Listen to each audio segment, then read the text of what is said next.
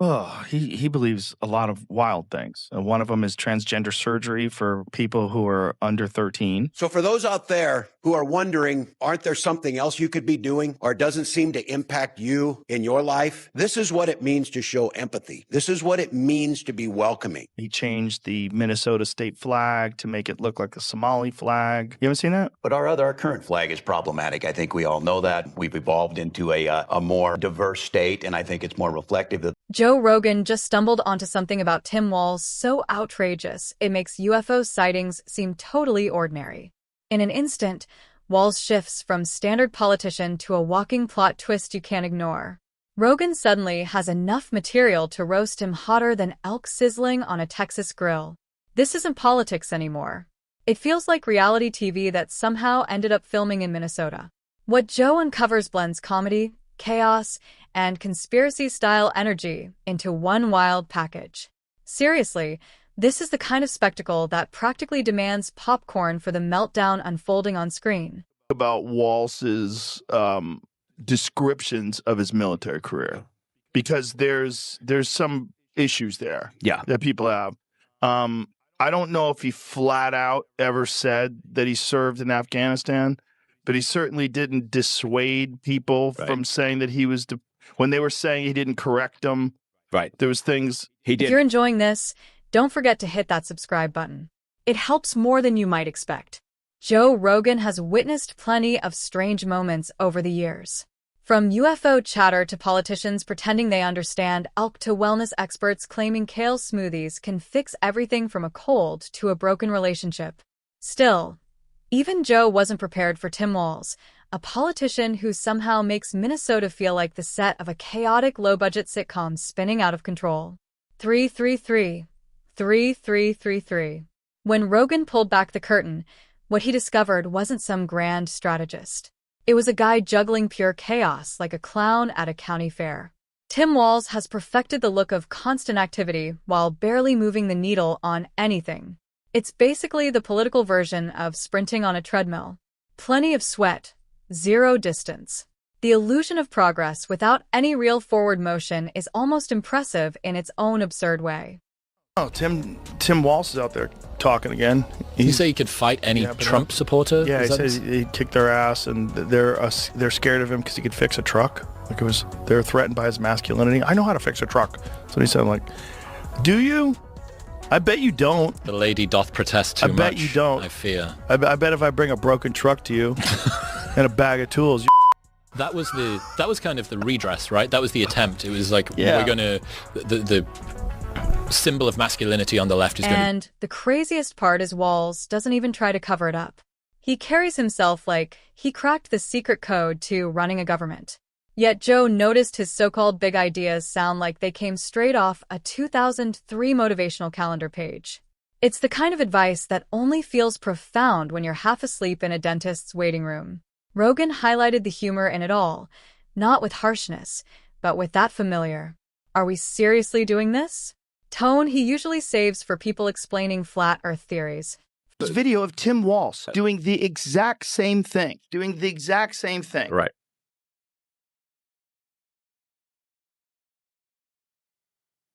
Exact same thing. And he said, of course, it's a Nazi salute. He said that. Right, right. We spent 3 days debating, having them trying to debate that President Musk gave a Nazi salute. Of course he did. But that is a distraction. This is how crazy things have gotten. Like interviews and there's no pushback. There's no like, excuse me, I didn't go to Iraq. Right. Exactly. And I retired, as my unit was deploying. And so we were retired a couple months before. Before, right?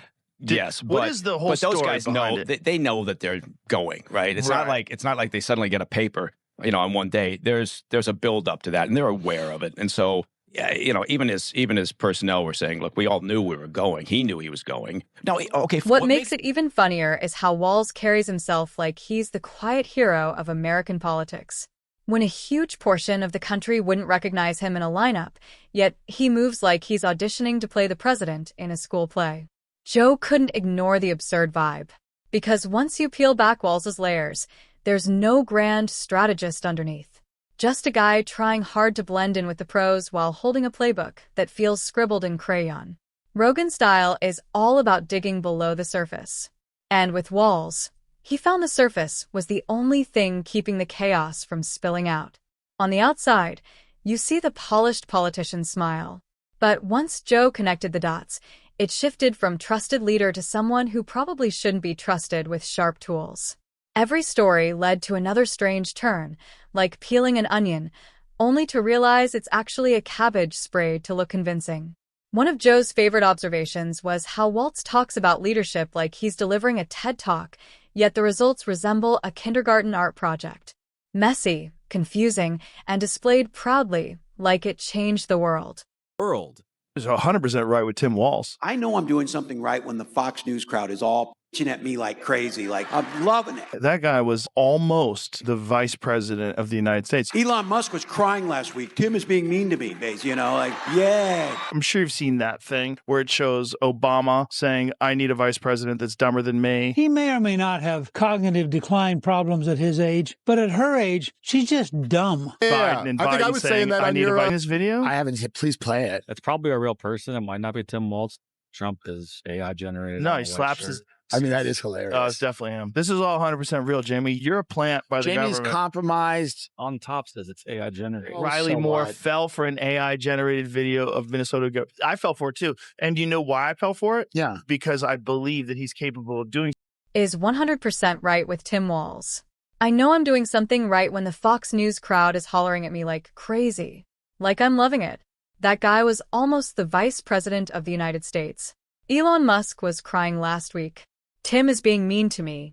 You know, like yay.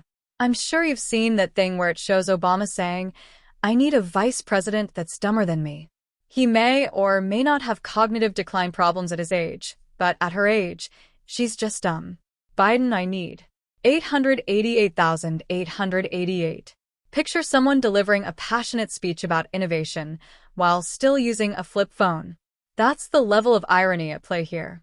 Waltz loves to stand tall like he's rewriting history. But what Joe revealed is that half the time he's basically rewriting his grocery list. What really had Rogan laughing was how Walz presents Minnesota as the center of a massive political revolution when it feels more like a testing ground for awkward town halls and endless dad jokes.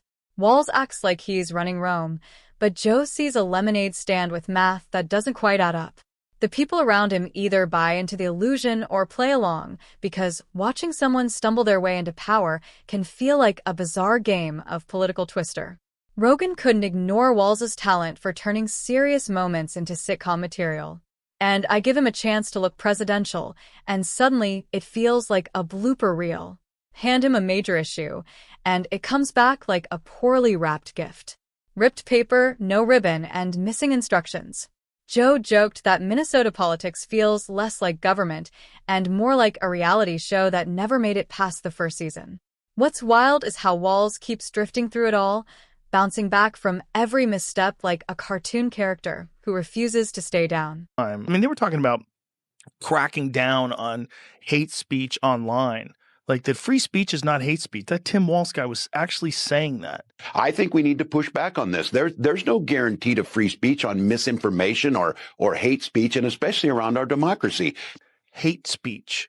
No. So the video of him taking down the Minnesota flag and he replaced it with the new flag that looks a lot like the Somali flag. Minnesota has a huge population of Somalis in it. All right, ready. Whoa, wait a minute.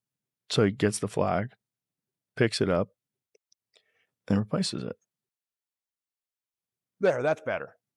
Why is that better? It's almost impressive, like watching someone slide across ice and somehow stay upright at the last second. You can't tell if it's skill or pure luck. Waltz dodges accountability like he's in slow-motion action mode, except instead of danger, it's poor decisions flying his way. This is where Rogan really leaned into the humor, breaking apart the idea that Walz is some misunderstood genius. Not even close. Joe likened him to an overly confident substitute gym coach, great at fiery speeches. But when it's time for real strategy, you'd be better off asking middle schoolers with a whiteboard. Walz keeps acting like he's playing chess, but Joe showed it's closer to Candyland, and he's still losing. The deeper Rogan looked, the stranger it became. Waltz has a habit of explaining things longer and longer. as if more words magically turn confusion into wisdom, but Joe saw straight through it. Walt's speeches feel like those motivational cat posters. A kitten hanging from a branch with "hang in there" underneath. It sounds inspiring until you realize it's just a cat stuck in a tree. Pathological liar. Let's be honest. There are outsiders coming into communities, stealing and moving jobs away, and making life harder for people living there. And they have names: Donald Trump and J.D. Vance. Complete liar. Lied about being in Tiananmen Square. Lied about being a head coach of a football team. Because this started, and I love this story, as a young prosecutor. Kamala Harris talked about going in that courtroom for the first time. Pathological liars. People that are habitual liars. They just lie all the time about everything. Yeah. Oh, you didn't deploy for war. You didn't. Why are you saying you deployed at war? The weapons you used in war? No. You were in war. I plan on waking up on November. But here's the real twist. Walls somehow convinced people he's relatable. Rogan called it out, saying the guy's version of being down to earth feels like it was scripted by a marketing intern running on too much coffee. It's not authenticity. It plays more like improv comedy with a minimum drink requirement. Waltz walks around trying to be the everyday guy, but Joe pointed out he comes off more like an AI program to say folks every few sentences. And just when it seems he's reached peak awkwardness, he manages to top himself. Joe noted that Waltz doesn't just stumble. He does it with enthusiasm, almost like it's part of the plan. He'll roll out a major initiative only for it to fold faster than a flimsy lawn chair. The man stacks political missteps like trophies, as if history will applaud the collection someday. Spoiler, it won't. But Joe didn't only focus on policy. He went after the entire vibe. Picture Walls walking into a room. The energy shifts instantly. Not from respect, but from everyone bracing for the accidental comedy show about to unfold. Rogan compared it to watching someone try karaoke for the first time. Confident, loud, and completely off-key. You try not to laugh, but it's impossible not to. No.